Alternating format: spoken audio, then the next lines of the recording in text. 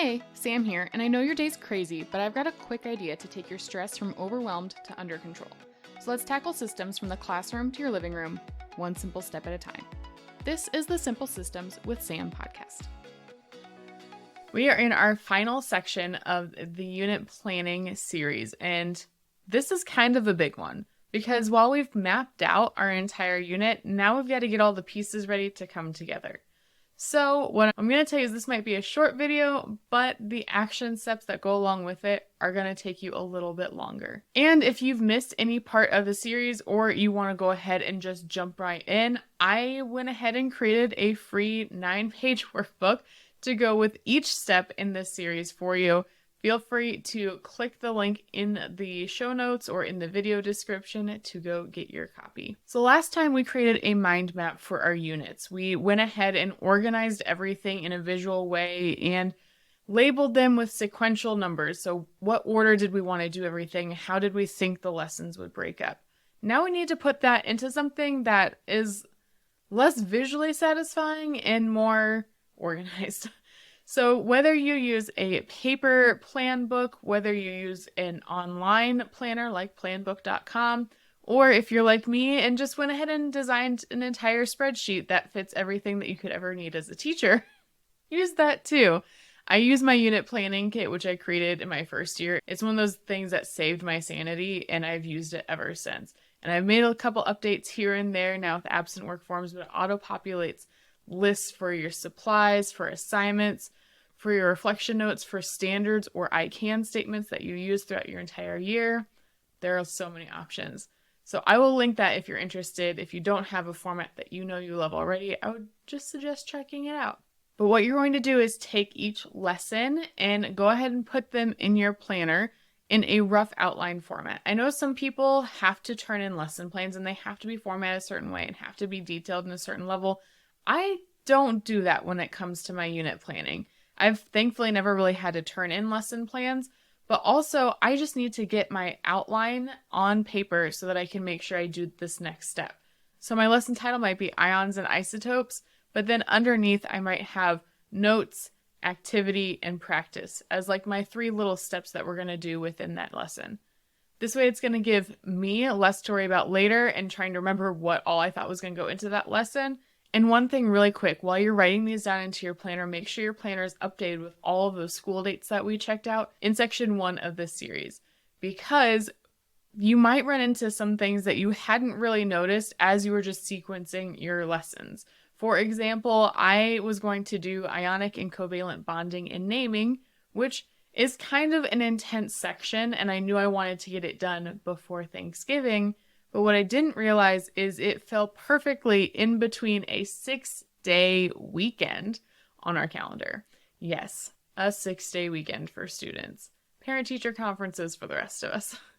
So I had to rearrange a couple things to make sure that that fit. And that's one of the reasons that we look at the calendar early and we look at the calendar often. Once you have all of those lessons written down, then it's going to prepare us for the next and probably most important step in making sure that you feel ready for your unit.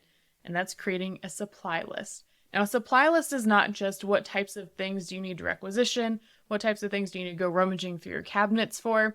No, this is going to be anything that you could possibly need or need your students to have for each of the lessons that you're going to complete. For example, for the first day of a unit, I always give out a unit cover sheet. My unit cover sheets have changed over time, but it's always going to cover the big ideas, the main essential questions that the district would like us to cover, any vocabulary that we're going to cover, and then it also leaves a spot for us to fill in a test date. And then I'm also going to hand out a note packet. And now in years past, I've handed out an entire note packet for the unit at the very beginning.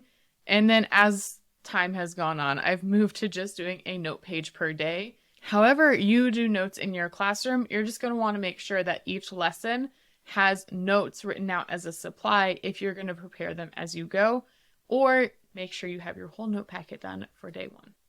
You'll also need to include things like calculators, Chromebooks, colored pencils, highlighters, the things that maybe you have expectations that your students are going to supply, or your classroom supplies of colored pencils, markers, scissors, glue sticks, and even onto lab materials like a lab paper, lab station numbers. You might need beakers, Bunsen burners, any of the things that go along with the lab you're expecting to do or the activity you're expecting to do. These are going to be some long lists, but it's going to be worth it in the end to pull it all together now. I would encourage you to break this down lesson by lesson and not try to categorize them into types of things yet. For example, you don't want to just put lab supplies all in like one big grouping on a piece of paper to say, oh, I need all these lab supplies for the unit. Because the reality is we're probably not going to be collecting and gathering all those supplies at the very beginning of the unit for the entire unit. But you might want to go week by week. So having it broken down by lesson, you can look at week 1 and prepare all the lab supplies, all of the notes, all of the materials for week 1, and then move on to week 2 halfway through week 1. This is going to help get you into a little bit more of a flow, and it's also going to help you realize how you may want to rearrange or reorganize cabinets in your classroom. And we'll talk about that once I can get into my classroom and show you how I'm doing that. Now, if you go to that free download, I have an entire page linked up. You might need to print off a couple copies of it, but of a checklist page. You'll notice that there are 4 letters next to the line items of what you need to prepare for each lesson. I like to break them down into things like find, something that I know I already have somewhere in my classroom. I just have to find it. This is especially true if you inherited a classroom or, no offense, but you might have hoarded a few things over the years. I use C for things I need to create. So these are usually note packets, or there are some activities that I come up with in my brain that I then need to put onto paper. I put X for copies because X reminds me of like how many copies I'm going to need of something. So this would be something that you already have access to, or maybe you found a really good worksheet online and you just need to print it off and make some copies for your students. And then S is set up. There are some pieces of lab equipment or some labs and activities that we not only need to find all the pieces, but it's going to take some time to prepare and set them up. Maybe you're just going to create some ArtStation stuff for your students to do some sort of activity, whether it's creating a movie summary or doing a poster for a project. You're going to supply them with things, but you're going to set up how they get to it.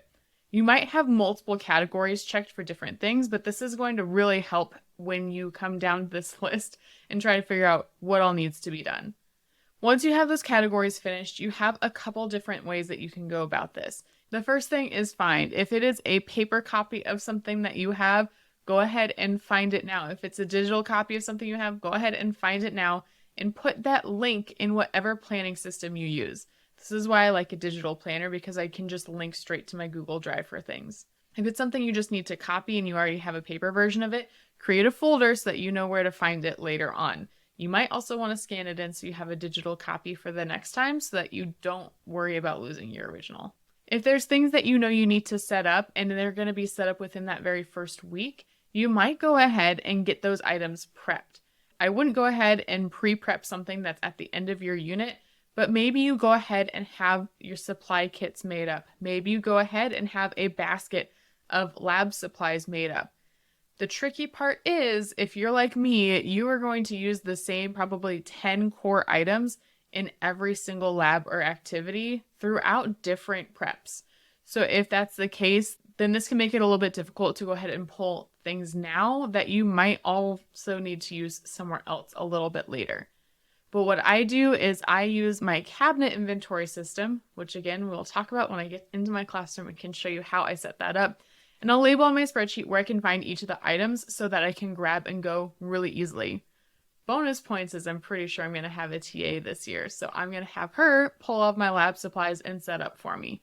Now, when it comes to things you need to create, whether you're creating slides, worksheets, activities, there are a couple ways to go about this.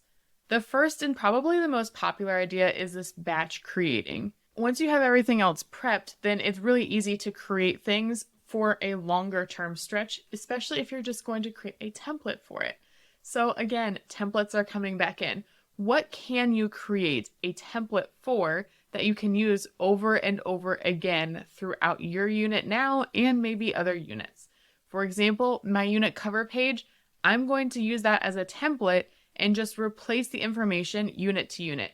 Having the standard layout is going to be great for my students, and it's also going to help me create them a lot quicker. So now that I'm preparing things early enough, could I go ahead and prepare the unit cover sheets for my first full semester? I probably could, because it's not going to take me too much extra time. When it comes to note pages, you probably have a specific layout you like to do. I like to use Cornell style notes, which is really nice because I can just have the template laid out, change out the title, add in my vocabs or main topics down the side, and then I put a question in the bottom box. I leave everything else the same, and being able to make that even the morning of is actually really easy. Now, if you are into something more like Doodle Notes, that is not going to be a template that you can just quickly whip together, so you're going to need some more time to get those things together. For homework assignments, I know that I'm going to do half-page assignments, so I already have a layout laid out, and I'm going to template that and just plug in new questions and new titles for each time I give a little half-page assignment. There's bell work and exit tickets, there's stations, there's different quiz formats, test formats, all of these different things that if you have the time now before Unit 1 is starting, go ahead and decide on a format that you can carry through the rest of your units. I've included a list on the page after the checklist page in this freebie if you want to go check it out. There's tons of things that you can create or you can find sourced from somewhere else. On the bottom of that page, I've also included things that you might want to let AI create for you. While it's probably not going to effectively create a template layout for you on some things, you can have it write positive email templates to send home. You could have it write word problems, essay problems for either quizzes or tests, or if you have assignments that you want to use them for. If you have a project that you want to create, you can go ahead and have it create a rubric for a generic version of that project that you can use over and over again. There are lots of different ways that you can use AI to streamline the pieces of your unit and lesson planning, and we don't need to shy away from it. You just need to make sure that you are looking at it with a critical eye, and that's actually going to apply to all the things that you need for your students in your lessons. And now that you have your supply list ready to go so that you can create or collect whatever items you need, your unit has basically come together. We just have to go through the creation process and you're going to be all set.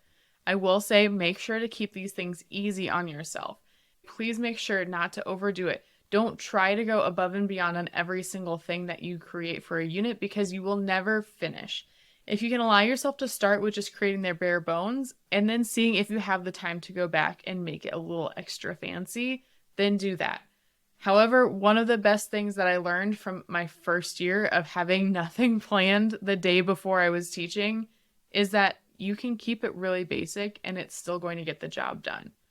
This is a great time to create the generic things that you need, and then after you see how the bare bones pieces work, improve it for next year. Keep reflection notes in your planner, whatever system you use sticky notes, things that went well during lessons, things that you could improve on, or questions that didn't quite make sense to your students. These templates are going to be able to help you as long as you are willing to put something into a template. Then you're going to be helping yourself in the future. While the unit planning series might be done, that does not mean the end of our systems. Until next time. Thanks for hanging out today. I hope that this simple step will help build big results in your classroom, home, and life.